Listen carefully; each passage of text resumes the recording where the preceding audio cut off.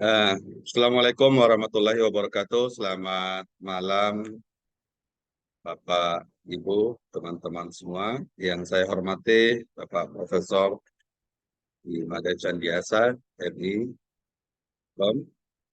Yang saya hormati seluruh teman-teman ya, kelas E dan kelas. Baik, saya Muhammad Ajwar dengan NIM 233904104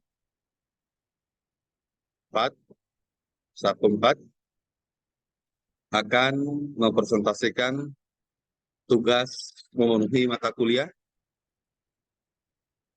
aplikasi statistik dengan tugas saya ini dengan desain dan analisis data yang berjudul tentang pengaruh model pembelajaran interaktif berbasis etnoscience, BIMA, dan kognitif mahasiswa untuk meningkatkan literasi sains dan hasil belajar IPA mahasiswa semester 1 STKIP mahasiswa BIMA. Yang pertama, saya ingin menjelaskan tentang rancangan penelitian.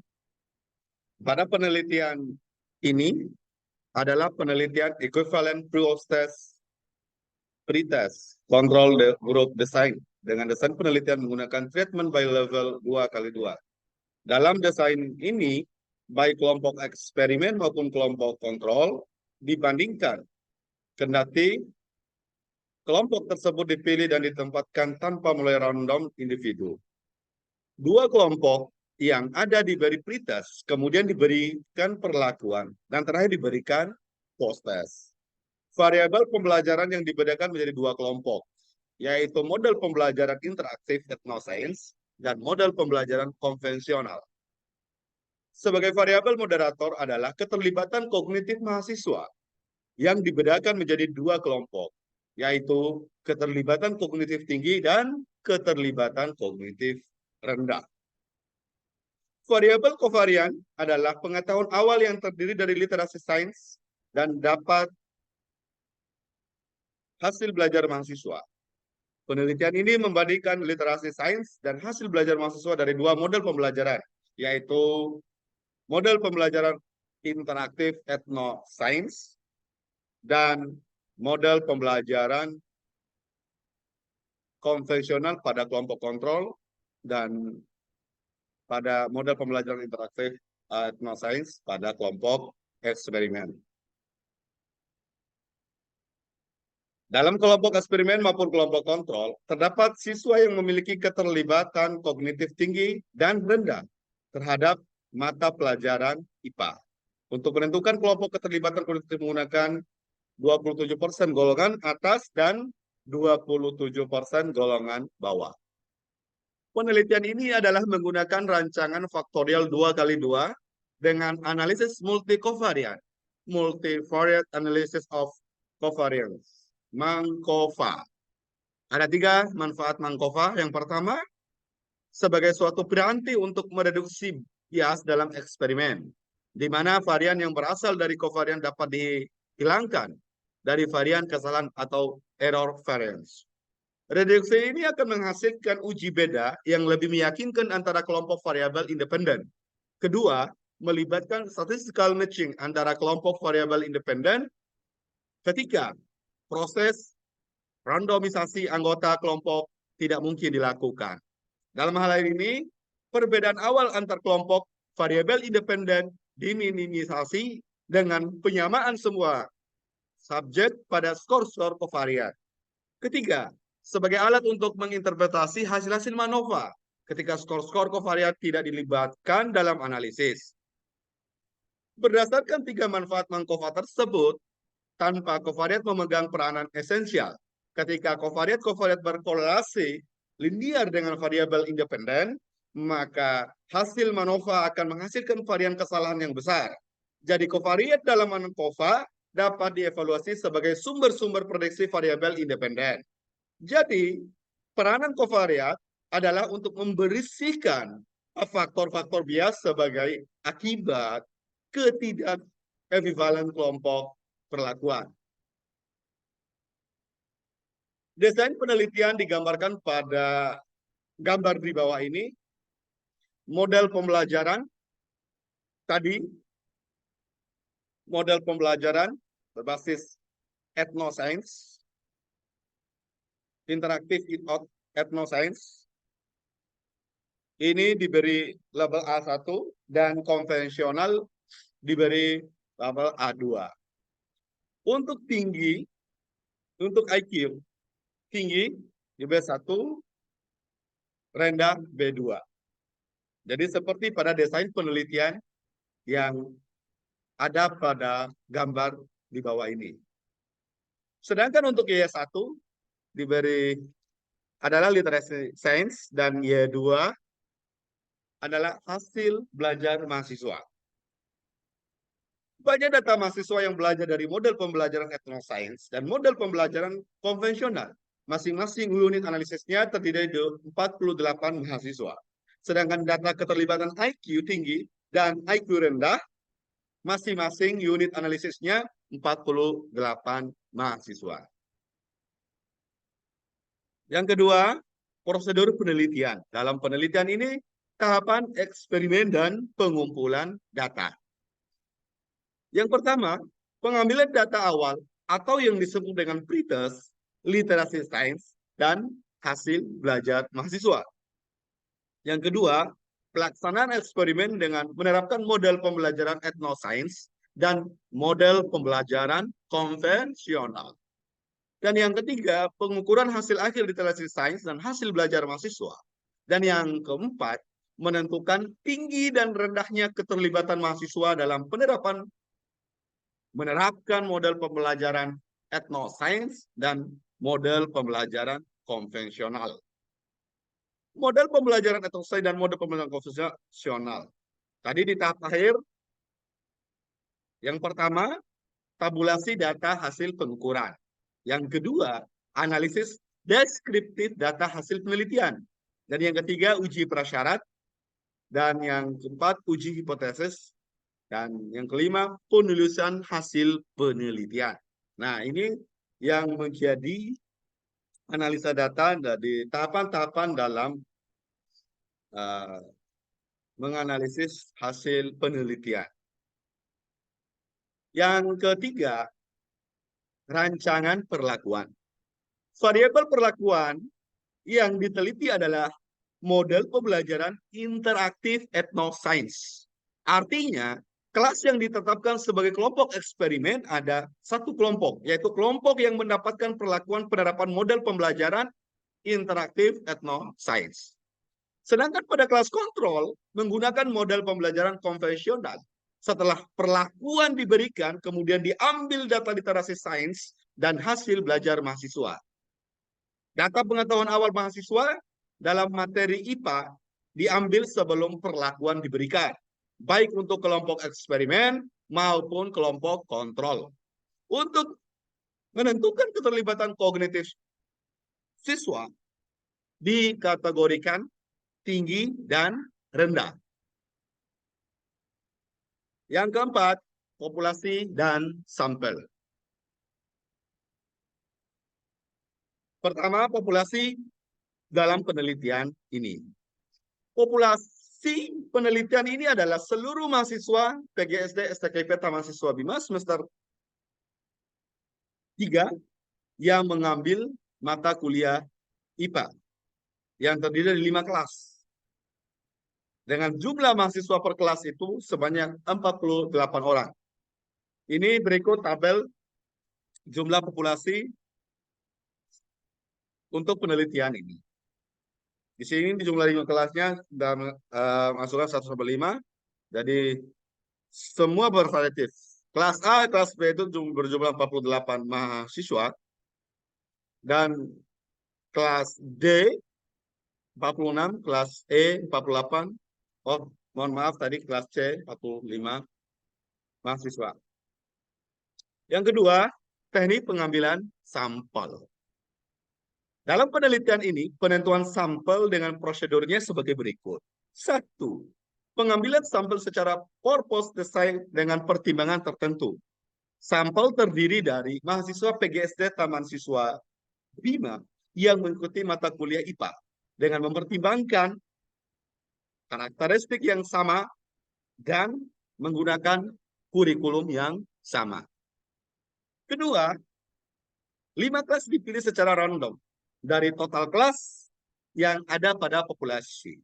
Dan yang ketiga, pengambilan sampel mempertimbangkan tidak mungkin dimodifikasi kelas dan ada pemilihan sampel menjadi kategori keterlibatan kognitif tinggi dan keterlibatan kognitif rendah. Ini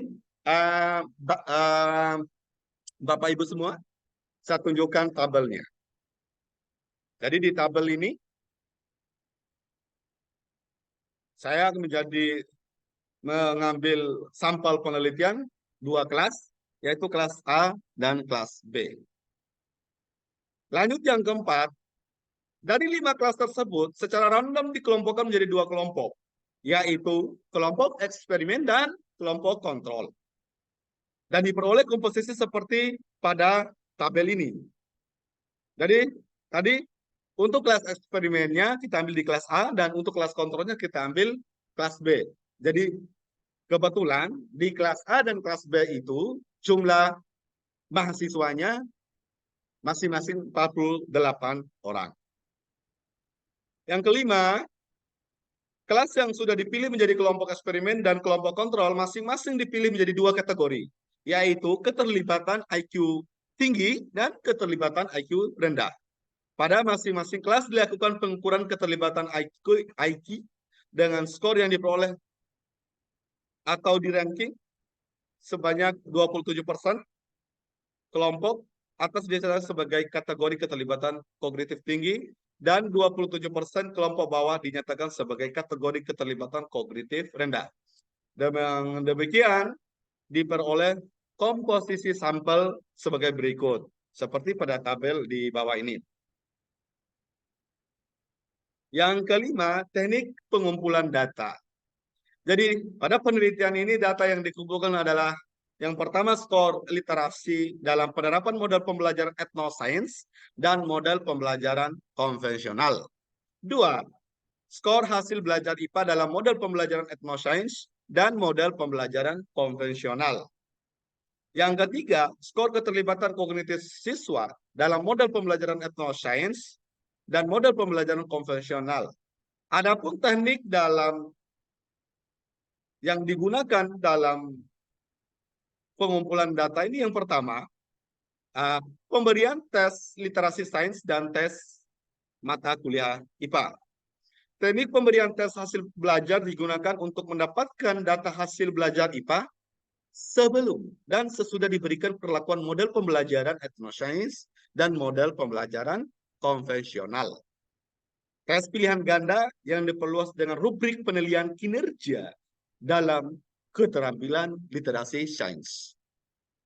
Yang kedua, penyebaran angket keterlibatan kognitif mahasiswa. Teknik penyebaran angket digunakan untuk mencari data keterlibatan kognitif mahasiswa dalam pembelajaran sehingga nanti didapatkan hasil berupa keterlibatan kognitif tinggi dan keterlibatan kognitif rendah.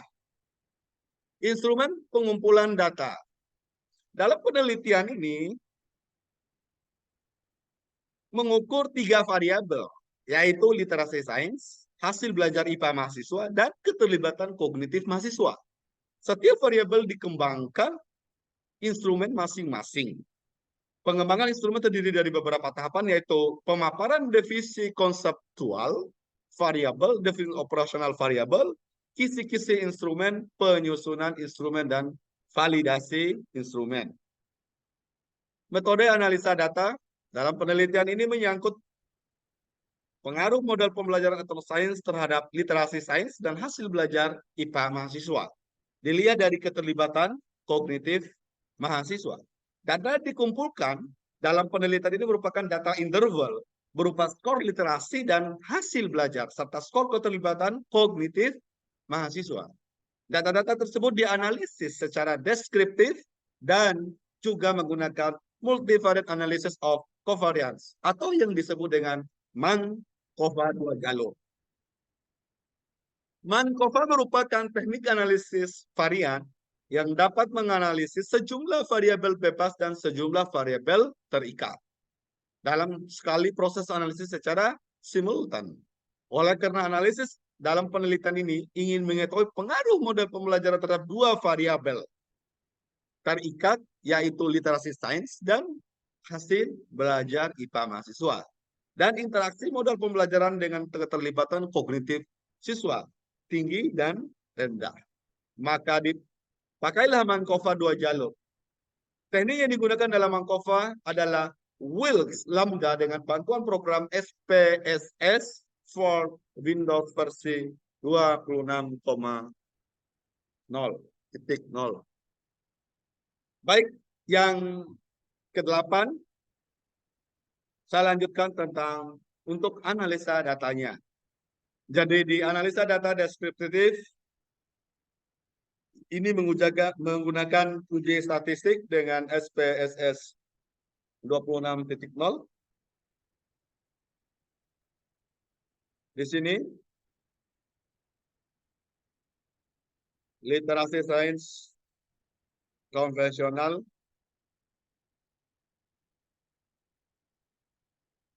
Nah, ini tabelnya. Dalam penelitian ini diketahui variabel bebasnya model pembelajaran etnosains dan variabel terikatnya model pembelajaran konvensional. Dalam tabel di atas, model pembelajaran etnosains disimpulkan dengan 1 dan model pembelajaran konvensional disimbolkan dengan 2. Sementara kelas kontrol dan kelas eksperimen sama-sama berjumlah 24 orang peserta didik dari 48. Selanjutnya, pada tabel 1 disampaikan statistik deskriptif dari data yang dianalisis sebagai berikut. Rata-rata nilai literasi IPA mahasiswa yang diajarkan dengan model pembelajaran etnosains adalah 49,0,8, sedangkan R-nya yang diajarkan dengan model pembelajaran konvensional adalah 77,0. Rata-rata nilai hasil belajar IPA mahasiswa yang diajarkan dengan model pembelajaran etnosains adalah 47,58. Sedangkan rata-rata nilai hasil belajar IPA mahasiswa yang diajarkan dengan model pembelajaran konvensional adalah 72,83. Jumlah peserta didik yang diajarkan dengan model pembelajaran etnosains sebanyak 24 orang mahasiswa, begitupun jumlah yang diajarkan dengan model pembelajaran konvensional sebanyak 24 orang. Jadi dalam sampel tadi diambil satu kelas, yaitu di kelas A dibagi menjadi 2. Kelas kontrol dan kelas eksperimen. Sehingga total sampel yang digunakan dalam penelitian ini sebanyak 48 orang mahasiswa. Yang kedua, uji prasyarat analisis data yang terdiri dari uji normalitas data. Uji normalitas data dilakukan untuk mengetahui apakah distribusi sebuah data mengikuti atau mendekati distribusi normal, yakni distribusi data dengan bentuk Lorentzian atau bell shaped. Data yang baik adalah data yang mempunyai pola seperti distribusi normal. Yang distribusi data tersebut tidak menceng ke kiri atau ke kanan. Secara individu, untuk menguji normalitas data skor minat belajar dan hasil tes belajar menggunakan uji normalitas atau uji kecocokan Kolmogorov Smirnov yang diolah dengan software SPSS 26.0 statistik dengan kinerja Ashtim signifikan lebih besar 0,05 data berdistribusi normal. Ini berikut saya tampilkan tabel untuk uji normalitasnya. Nah, berdasarkan informasi pada tabel 2 terkait dengan uji normalitas, akan diperiksa apakah asumsi normalitas untuk masing-masing variabel tak bebas dalam setiap kelompok-kelompok atau kategori-kategori dipenuhi atau tidak. Untuk menentukan apakah asumsi normalitas terpenuhi atau tidak, dapat dilakukan dengan membandingkan nilai signifikannya terhadap tingkat signifikan yang digunakan. Berdasarkan tabel 2 di atas dan tes normal spiral week nilai signifikan lebih besar dari 0,05%, artinya 0,064 lebih besar dari 0,05 dan 0,195 lebih besar daripada 0,05. Jadi diperoleh nilai signifikan dari uji Shapiro-Wilk untuk masing-masing variabel tak bebas dan setiap kelompok-kelompok atau kategori-kategori lebih besar dari 0,05, maka disimpulkan bahwa asumsi normalitas univariat dipenuhi. Yang B, uji homogen matris kovarian. Uji homogenitas matris kovarian merupakan pengujian homogenitas varians kovarian pada kedua variabel terikat secara sendiri-sendiri.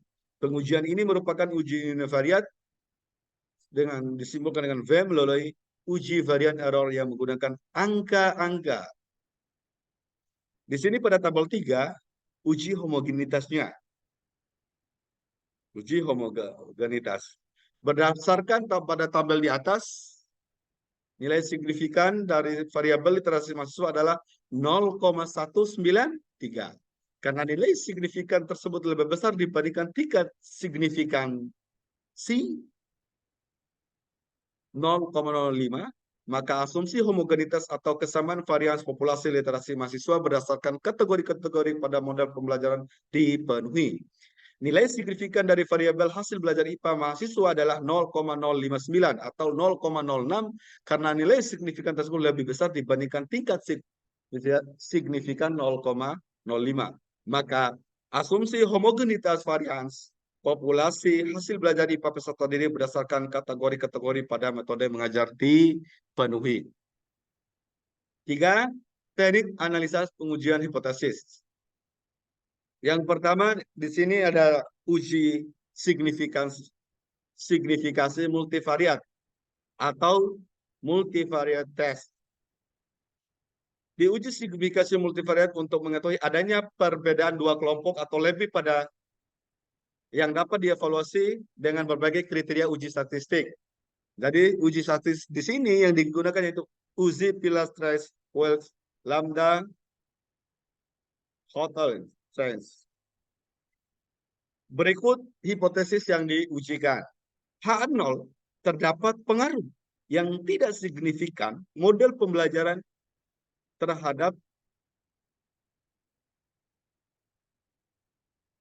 H1 terdapat pengaruh yang signifikan terhadap model pembelajaran interaktif etnoscience.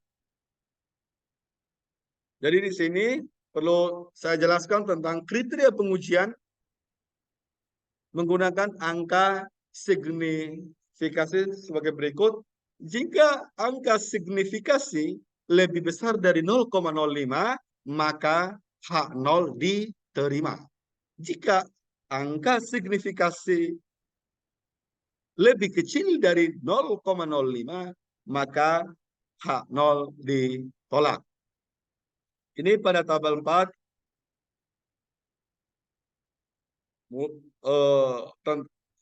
Di tabel 4 ini tentang multivariant test. Akan ditentukan apakah kedua model mengajar tersebut, yaitu etnoscience dan konvensional, memiliki kemampuan yang sama dalam mempengaruhi literasi dan hasil belajar IPA mahasiswa secara simultan. Untuk menentukan apakah kedua model mengajar tersebut, etnoscience dan konvensional, memiliki kemampuan yang sama dalam mempengaruhi minat belajar dan hasil belajar IPA mahasiswa secara simultan atau tidak, dapat dilakukan dengan membandingkan nilai signifikan dari Pilastres terhadap tingkat signifikansi.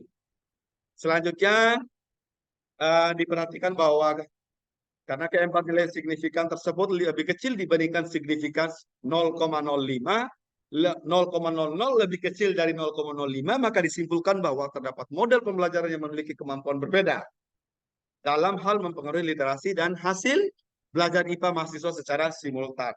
Dengan demikian, H0 ditolak, H1 diterima, jadi dapat disimpulkan terdapat pengaruh yang signifikan terhadap model pembelajaran etnosains terhadap literasi dan hasil belajar IPA mahasiswa. Dan yang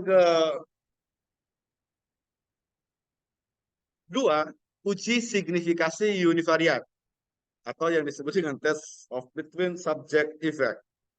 Uji signifikasi univariat digunakan untuk mengetahui variabel mana yang menyebabkan terjadinya perbedaan rata-rata dua kelompok melalui uji univariat F.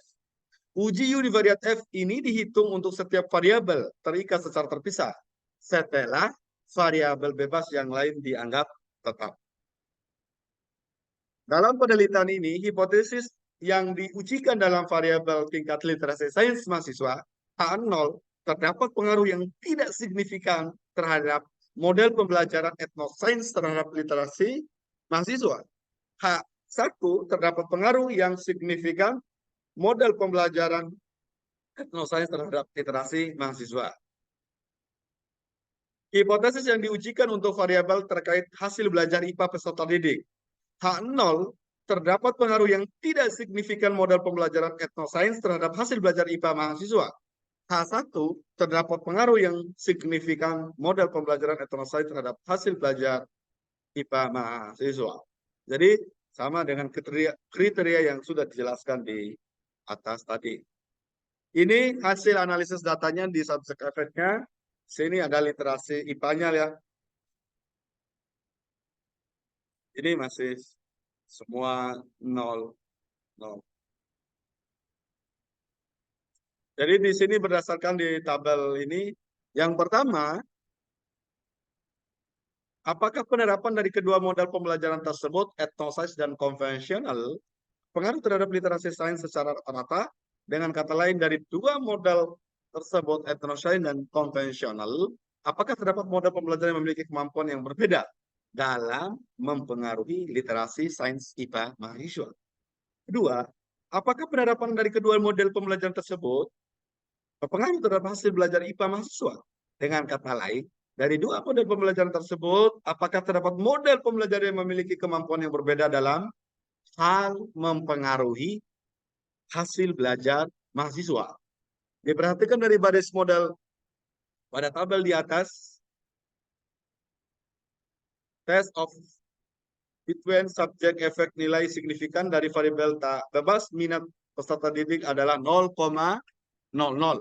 Karena nilai signifikan lebih kecil dibandingkan tingkat signifikansi 0,05, 0,00 lebih kecil dari 0,5, maka disimpulkan bahwa penerapan dari kedua model pembelajaran etnosains dan konvensional tersebut berpengaruh terhadap literasi sains mahasiswa secara rata-rata.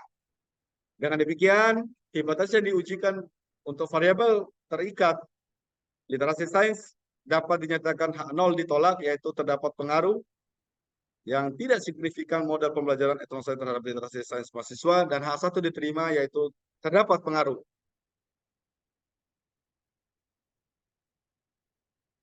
Selanjutnya kita perhatikan tabel 6 ini. Di tabel 6 ini tentang tadi kedua model pembelajaran etnosains dan konvensional. Berdasarkan tabel Five-Ways Comparison di atas dapat diinterpretasi sebagai berikut.